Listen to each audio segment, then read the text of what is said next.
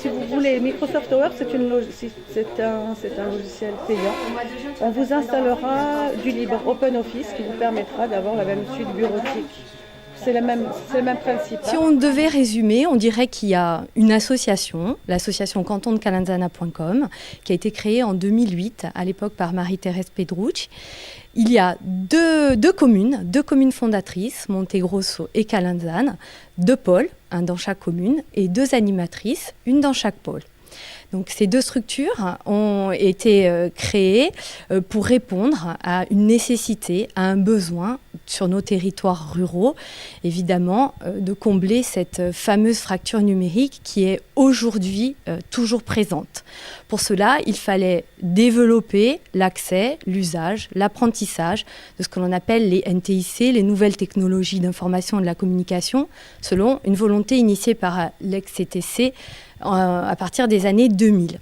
Les 2 communes ont compris l'impact de ces nouvelles technologies au niveau social, au niveau générationnel. L'objectif est d'accompagner les personnes. Il faut axer sur la maîtrise des outils informatiques, car il faut savoir que posséder les outils informatiques, c'est facile, mais il faut savoir les maîtriser. Et nous sommes là pour ça. Donc nous avons un public qui est très large. Nous avons un Internet à 2 vitesses. Un public fragilisé, isolé, marginalisé parfois, et un public plus confirmé, public d'initiés. Ce public varie entre des demandeurs d'emploi, par exemple. Nous avons conventionné avec Pôle emploi il y a déjà 1 an.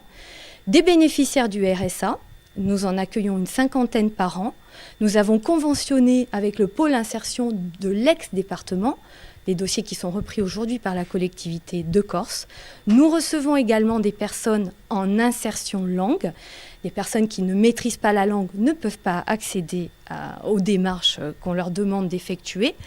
Donc nous les accompagnons dans leur démarche, dans leur création de compte en ligne, dans leur mot de passe, et leur démarche administrative, tout comme les seniors qui viennent prendre des cours régulièrement et que nous accompagnons également dans leur démarche. Et là aussi, nous conventionnons avec des CCAS, avec les mairies, et nous nous déplaçons, et c'est là que c'est important parce que ça aide au niveau de la mobilité, dans d'autres communes. Car nous ne recevons pas que du public de Calanzane de Montegrosso, Medzilia, Montcal, Cassano.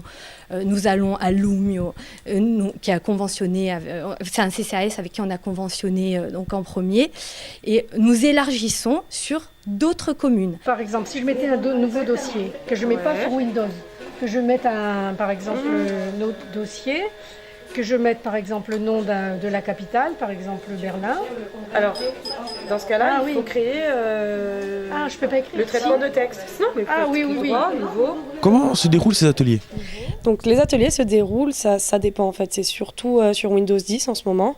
Donc je leur fais faire des copier-coller, l'utilisation pour ranger les dossiers, bien aller sur Internet en sécurité, sans télécharger de bêtises ou installer de virus. Et du coup, ça leur permet vraiment de bien utiliser l'informatique en sécurité et apprendre plein de nouvelles choses, parce qu'on en a quand même depuis 3 ans, on a des adhérents depuis 3 ans, et là, ça commence à être... Il y a plusieurs niveaux. Alors j'essaye de grouper les gens par niveau, comme ça c'est plus simple et je peux leur faire la même chose sans qu'il y ait trop d'écart.